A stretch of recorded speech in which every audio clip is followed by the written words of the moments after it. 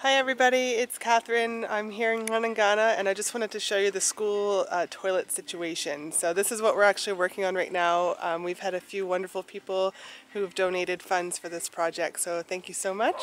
So let me just give you a little tour and sorry for how terrible it's about to be. So here's the school. As you can see, we're over here. We're actually working right now.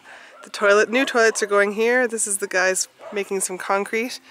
There's a bunch of different toilets. These were built by the government. However, as you're about to see, they're completely forgotten about. So we'll just go into one.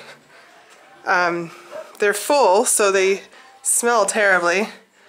And if you take a look inside, you can see they're in pretty bad shape. They're all like this, every one of them.